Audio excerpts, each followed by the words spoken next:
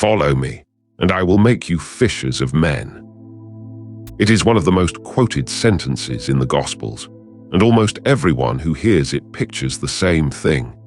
Two poor men in a small boat, mending nets by hand, scraping a living from a lake, walking away from nothing very much because they had nothing very much to leave. That picture is wrong in almost every particular. The men Jesus called at Capernaum were not subsistence laborers. They worked in what was, by the standards of first-century Galilee, an organized export industry, licensed, taxed, capitalized, and connected to markets hundreds of miles away. They owned boats, they employed men, they operated in partnership with other family firms. And the fish they caught was salted, packed, and shipped to cities across the Roman world. When James and John left their father in the boat, the text is careful to mention that Zebedee was left there with the hired servants. That is not a decorative detail. It is a statement about what kind of business the family ran. This is the story of the Sea of Galilee fishing industry, how it worked, who owned it, what it paid, and what it cost to walk away from. Almost none of it is disputed. It comes from archaeology, from Roman administrative practice, from the Greek of the Gospels themselves, and from what the lake still is today. It simply does not get told, because the familiar picture is so comfortable that nobody goes looking behind it. Start with the lake, because the geography is the reason the industry existed at all. The Sea of Galilee is not a sea. It is a freshwater lake, roughly 13 miles long and 8 miles across at its widest, sitting about 200 meters below sea level in the Jordan Rift Valley. It is fed by the Jordan from the north and drains into the Jordan to the south. Its position is what makes it productive.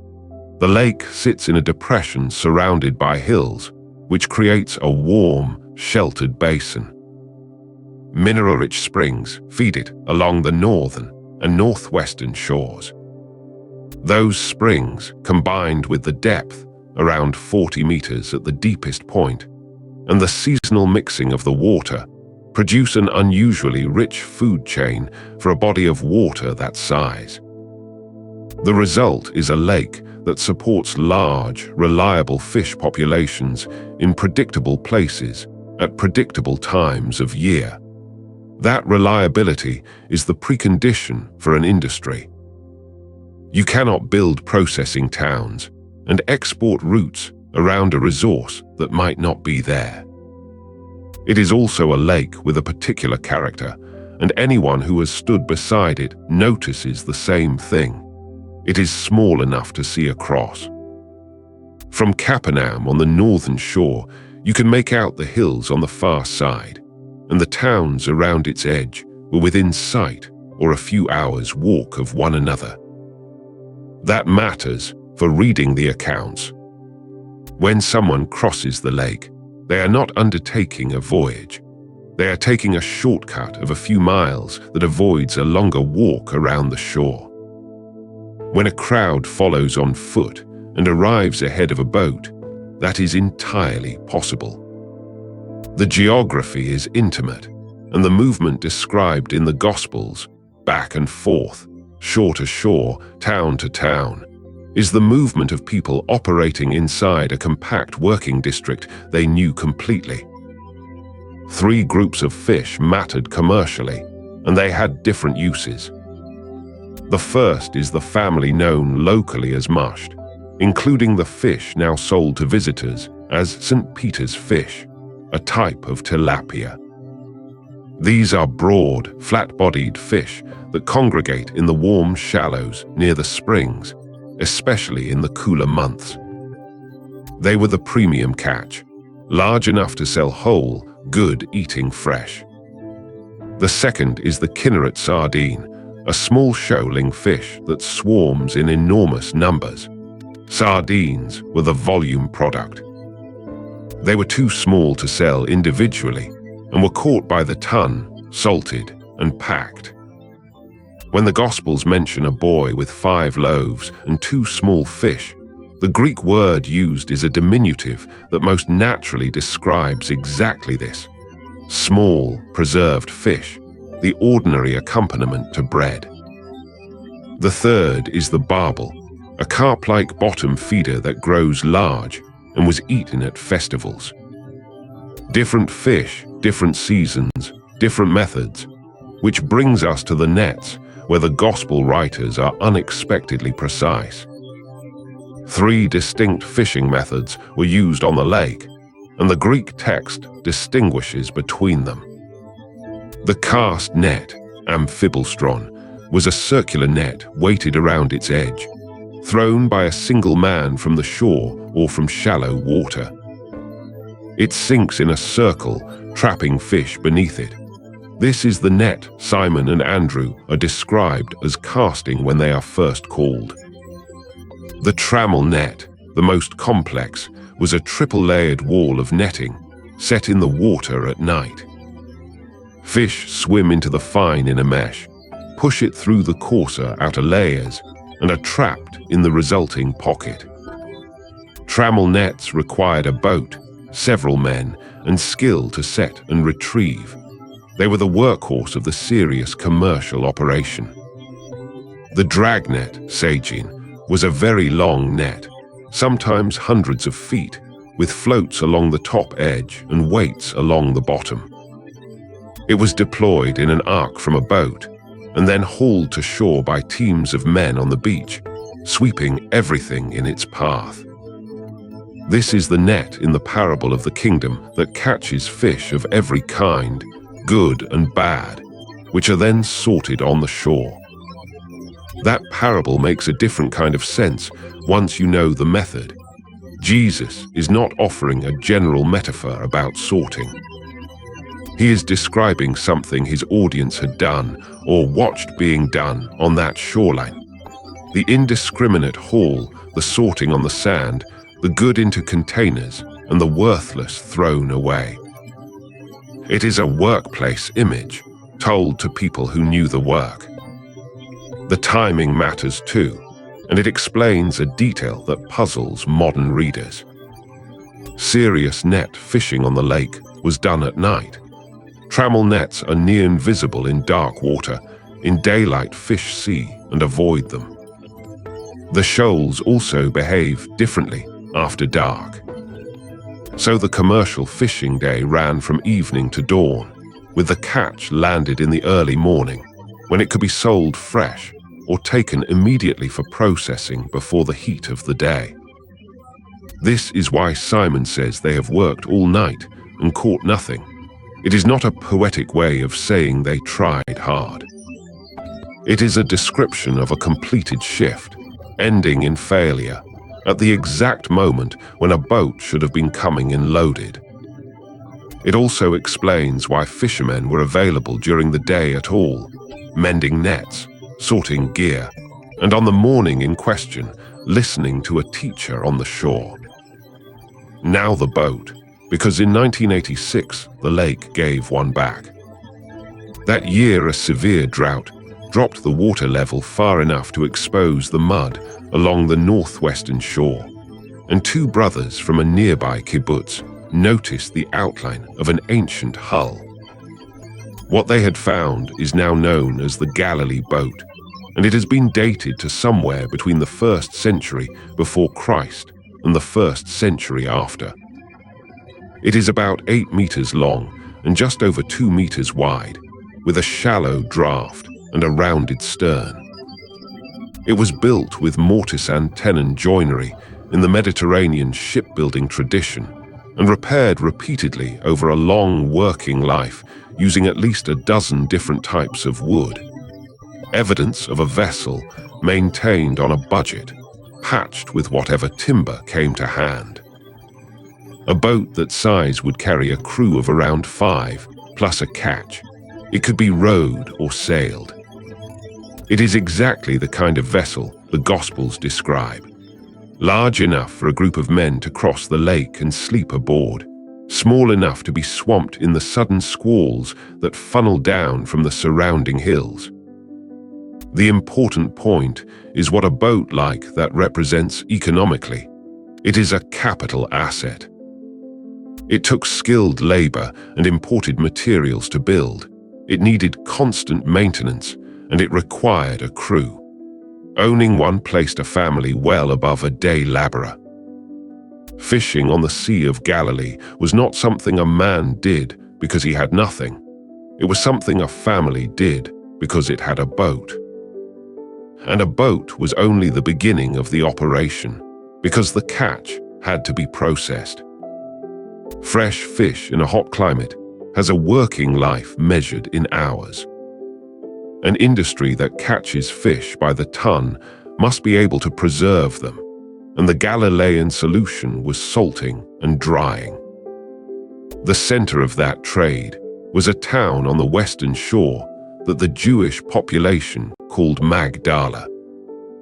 Its Greek name, the one used across the wider Roman world, was Tarichi. That name is worth pausing on. It comes from the Greek word for preserving or salting, and it is the same root as the word for smoked or salted fish. The town's international name was, in effect, the Saltfish Works. A settlement of several thousand people was known abroad by the industry it ran. Excavations at Magdala since 2009 have uncovered a first-century harbor with mooring stones, a marketplace, a substantial synagogue, and a series of paved rectangular basins near the water of a kind consistent with fish processing. The town was prosperous. It was destroyed in the Jewish revolt of the late 60s, which is why so much of the first century layer survives.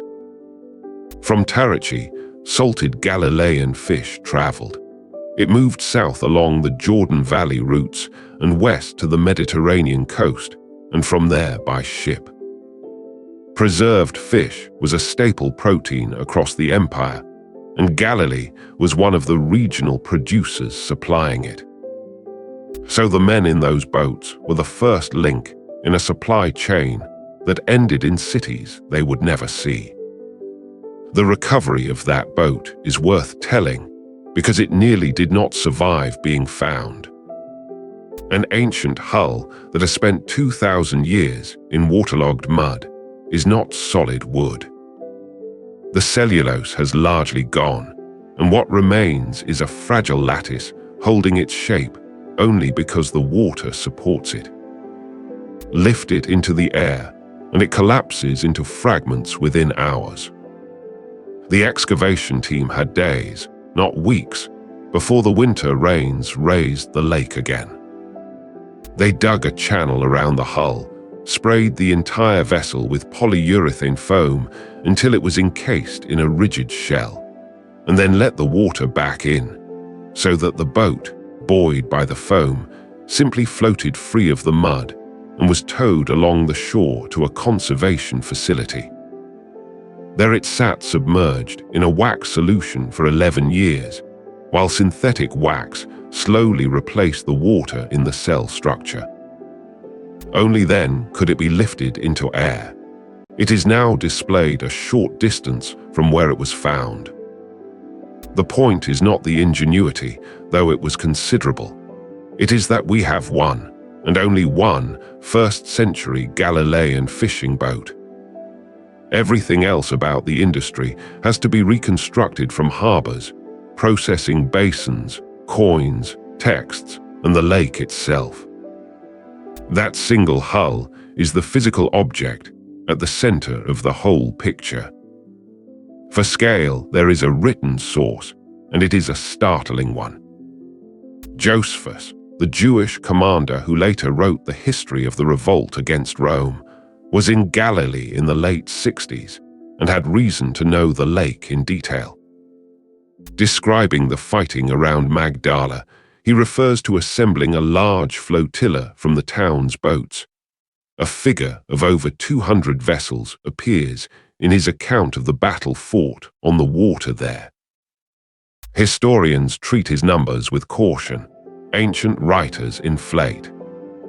But even discounted heavily, the picture is of a lake carrying a working fleet in the hundreds, drawn from a handful of towns along a shoreline you can walk in a couple of days. That is not a few families with nets. That is a regional industry with a labor force, a supply chain, and enough vessels to be militarily significant. The towns themselves fill in the rest. Capernaum on the north shore was a village of perhaps 1,000 to 1,500 people, built of black basalt from the local volcanic rock. Excavation has uncovered dense clusters of single-story houses sharing courtyards, a synagogue whose 4th century white limestone remains sit directly on an earlier basalt foundation, and beneath a later octagonal church, a 1st century house that was singled out for veneration remarkably early, and which tradition identifies with Peter. Bethsaida at the northeastern corner carries its trade in its name. It means, in Aramaic, something close to house of the fisher or house of catching. It was the hometown of Philip, Andrew, and Peter before the move to Capernaum. These were ordinary working settlements, basalt, courtyards, boats drawn up on the shore, nets spread to dry. Not poor in the sense of desperate, and not remotely grand. The kind of place where a family firm and a customs post and a synagogue all sat within a few minutes' walk of one another. There is also a religious dimension to the trade that is easy to miss, and it bears directly on that parable of the dragnet. Jewish dietary law, set out in Leviticus and Deuteronomy, permits the eating of water creatures that have both fins and scales, and forbids those that do not. Most of what the lake produced was permitted. But a dragnet sweeping the bottom brings up everything in its path, and some of what it brought up, catfish in particular, which are scaleless and were present in the lake, could not be eaten by an observant household. So the sorting on the beach was not simply a matter of separating saleable fish from rubbish. Part of it was a religious classification, performed publicly every morning by men who had to know the rules and apply them to a wriggling heap on the sand. When Jesus describes the kingdom as a net gathering fish of every kind, which are then sorted, the good into vessels and the bad thrown away, he is not reaching for a distant metaphor. He is pointing at an act his audience performed daily, which already carried the weight of clean and unclean, and which everybody present had done with their own hands. And then there is the salt. Preserving fish at that scale required a great deal of it, and the salt came largely from the Dead Sea, roughly 100 miles south, evaporated from its shores and its brine pans and carried north by trade routes. Dead Sea salt is not the clean sodium chloride of a modern packet. It is a mixture, heavy with magnesium and calcium compounds and other minerals. Stored damp, the sodium chloride, the part that actually preserves and flavors, dissolves and leaches away first, leaving a residue that still looks like salt, still has the weight and the granular texture of salt, and no longer does the work of salt. That residue was useless for preserving fish. It was, quite literally, thrown out and trodden underfoot on the paths. Now hear the sentence again, spoken to a community whose most valuable town was named for salting fish. You are the salt of the earth, but if the salt loses its savour, how shall it be made salty again? It is good for nothing, but to be thrown out and trodden under the feet of men. For a modern reader, that is a puzzling image, because salt as we know it does not lose its taste. For a fish-salting town on the Sea of Galilee, It is a precise, technical, entirely familiar description of a real and expensive problem.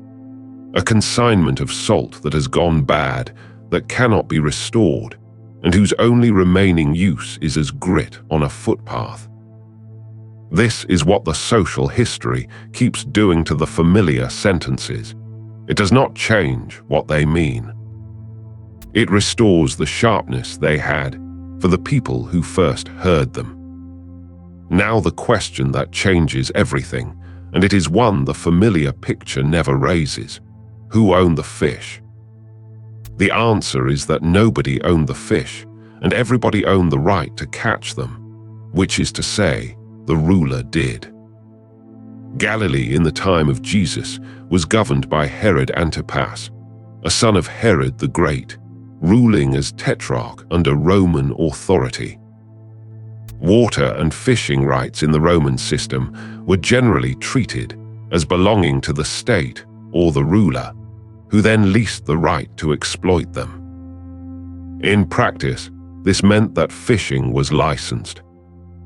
A family or partnership acquired the right to fish, usually through brokers or tax officials who had themselves purchased the concession. The lease had to be paid, whether the fishing went well or badly. On top of that came tolls on the catch when it was landed or moved, and further duties when goods crossed jurisdictional boundaries. Antipas had strong reasons to organize all of this efficiently. He was building. Savour had been rebuilt earlier in his reign, and around the year 19, he founded an entirely new capital on the lake's western shore and named it Tiberias, after the emperor. New cities require revenue, and a productive lake with an export industry was one of the most taxable assets he had, which explains something that otherwise sits oddly in the gospel account. There was a tax booth at Capernaum. Capernaum was a fishing village on the north shore, and it sat near a boundary, the frontier between the territory of Antipas and that of his brother Philip, and on a route running toward Damascus. A customs post that would collect duty on goods in transit and on the produce of the lake. Levi, also called Matthew, was sitting at that booth when he was called. The text says so plainly, and readers generally take from it only that tax collectors were despised. They were despised, and the reason is more specific than general dislike of taxation. Under the system in use, the right to collect was farmed out. A man paid for the concession, then recovered his outlay and his profit from those he assessed. The collector's income was the margin between what he took and what he owed. That structure invites extraction, and it made collectors both wealthy and hated by their neighbors, and regarded as unclean through constant dealings with gentle authority. Now place those two facts together. Peter and Andrew fished at Capernaum. Levi collected tolls at Capernaum. They were not strangers from different worlds. They were participants at two ends of the same local economy, and the fishermen had every reason to know precisely who Levi was and precisely what he cost them. That Jesus called both is not an abstract point about inclusion. It is a specific and deliberately uncomfortable act, staged in a village small enough that everyone involved knew everyone else's business. So were the fishermen prosperous, or were they poor? The honest answer is neither, and the distinction is the interesting part. They were not destitute. Destitute people do not own boats, employ hired men, or operate as a partnership across two family firms. Luke describes Simon's partners with a word, koinonoi, that denotes a genuine business association rather than a casual arrangement. The Zebedee family had employees. These are the marks of small proprietors. But they were not free either. A licensed operator in an economy like this carries fixed obligations against a variable income. The lease is due whether or not the fish come, the tolls are due when the catch moves, and a bad season means borrowing. The tax burden across the region in this period was heavy layers of tribute, tolls and religious dues stacked on the same producers. The result is a class that modern language struggles with, asset-owning, cash-poor and structurally indebted. They had property and no security. They worked constantly and accumulated little. They were exactly the sort of people for whom a sudden reversal, a run of empty nets, a lost boat, an illness, meant losing the asset and dropping into day labor. Which is what makes the calling narrative land differently once you understand it. Consider what Simon and Andrew, James and John actually walked away from. Not poverty. Poverty is easy to leave. They walked away from a functioning family business, a boat that represented years of accumulated capital, employees who depended on them, a partnership with obligations to others, and this matters, a license and the debts attached to it. Mark says James and John left their father Zebedee in the boat with the hired servants. Luke says they left everything. Both are describing the same thing, the abandonment of a going concern by the men who ran it. And there is a further weight. In that society, sons were the family's provision for old age. A father whose sons walked away from the business had lost his labor force and his security in a single morning. Zebedee is left in the boat, and the text does not tell us what he said. The familiar reading, poor men with nothing to lose choosing to follow, inverts what the passage is actually reporting. They had a great deal to lose in the concrete form of property, employees, and obligations. That is why the leaving is significant enough to record. The industry also explains why so much of Jesus' teaching lands where it does. He taught in the fishing towns of the North Shore, Capernaum, Bethsaida, Chorazin, far more than in Sepphoris or Tiberias. He used the dragnet, the boats, the shoreline, the sorting of the catch. He spoke to people whose experience of authority was a customs booth and a lease payment, and whose experience of risk was a night's work producing nothing. When such an audience hears that they should not be anxious about what they will eat, that is not a comfortable abstraction. It is addressed directly at the specific anxiety of people whose income arrived in irregular bursts and whose obligations arrived on schedule. It is worth being careful here, because there is a version of this argument that overreaches, and it should be named rather than smuggled past. Knowing the economics does not explain the calling. Plenty of small proprietors in Galilee kept their boats. Plenty of men heard teachers on that shore and went back to work in the evening. Whatever moved 4 fishermen to walk away from a functioning business is not accounted for by describing the business. What the social history does is make the decision legible as a decision.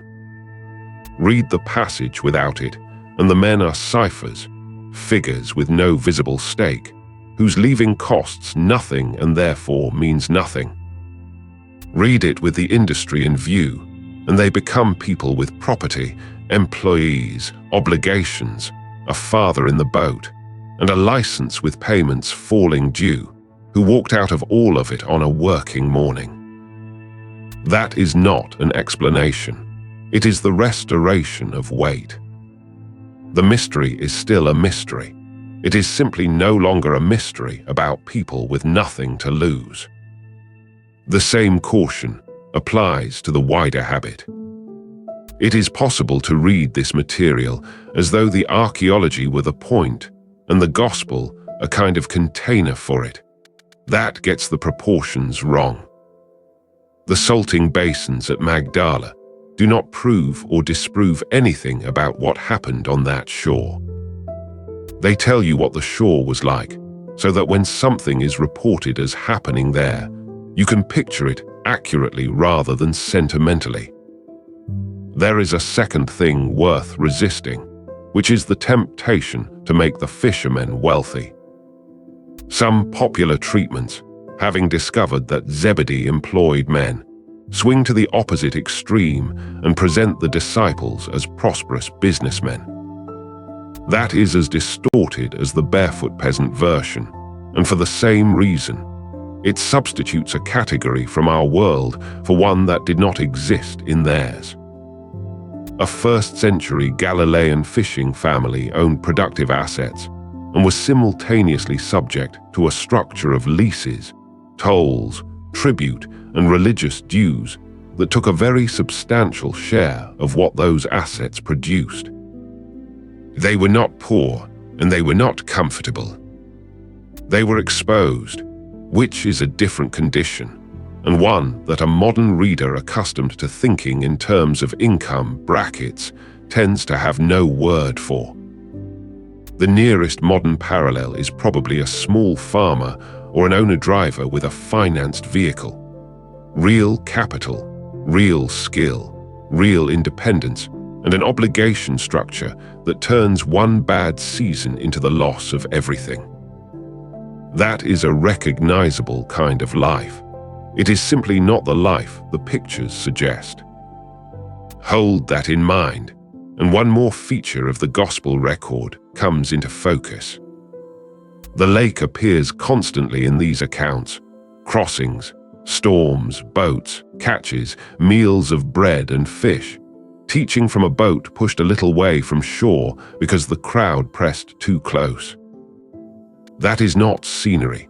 It is the working environment of the movement's first members, and the place where a large share of the reported activity happens. It is also, notably, a place of risk. The Sea of Galilee is famous among sailors for squalls that arrive with almost no warning. Cool air from the surrounding heights funnels down through the valleys onto warm water 200 meters below sea level, and a calm surface becomes dangerous within minutes. A shallow draft, 8-meter boat with a low freeboard is genuinely vulnerable in that. So when the accounts describe experienced fishermen frightened on the water, that is not narrative color either. Those were men who knew exactly what that lake could do, in a vessel they knew the limits of at night. And there is one last detail, right at the end of John's Gospel, which reads differently once the industry is in view. The risen Jesus appears on the shore at dawn. The disciples have fished all night and caught nothing. He tells them to cast on the other side, and the net comes up full. John records the number, 153 fish. He also records that the net was not torn. Commentators have spent centuries looking for symbolic meaning in the number, and perhaps there is some. But there is a plainer reading available to anyone who has worked in the trade. Fishermen count the catch. That is what the number is, a tally of the kind made every morning on that beach, because the catch had to be counted before it was sold, taxed, divided among partners and packed. And a net that holds under that load, rather than tearing, is a factor fishermen would notice and remember, because a torn net is a day's repair and a lost catch. The detail is not decorative. It is the observation of men returning to their work, on their shore, doing the thing they had done 1,000 times and finding it transformed. One more thing about that morning on the shore deserves attention, because it completes the picture of the trade. He had already lit a fire and was cooking. The text mentions bread and fish on the coals before the disciples land. and then asks them to bring some of what they have just caught. Both details belong to the same world. A charcoal fire on a beach at dawn is what a fishing crew comes back to. Bread and salted fish is what they eat. It is the most ordinary meal in that economy, prepared in the most ordinary place, at the exact hour of the working day when it would be eaten. Whatever else is happening in that scene, it is happening inside the daily rhythm of the industry, not outside it. And that, in the end, is the pattern across all of it. The teaching happens in the boats and on the shore. The images come from nets and sorting and salt. The first followers are drawn from the trade. The meals are the trade's meals. That is the reframing this whole subject offers. The gospel accounts are not set in a vague pastoral world of simple people by a lake. They are set in a specific, organized, taxed, capitalized regional economy, among small proprietors carrying real obligations, in towns whose names abroad were the names of their industries. The men called from those boats were not leaving nothing. They were leaving something they had built, that their fathers had built, and that fed families beyond their own. The sentence is still, "Follow me." What changes is your sense of what was being asked. And perhaps what changes too is the sense of who was being asked. Not men chosen because they had nothing else, and not men chosen for their standing, but working proprietors in a taxed industry on a small lake, people with a trade, a stake, and something concrete to set down. That is a harder thing to have been asked. It is also, on any reading, a great deal more interesting than the version we inherited, in which nobody owned anything, and therefore nothing was given up at all.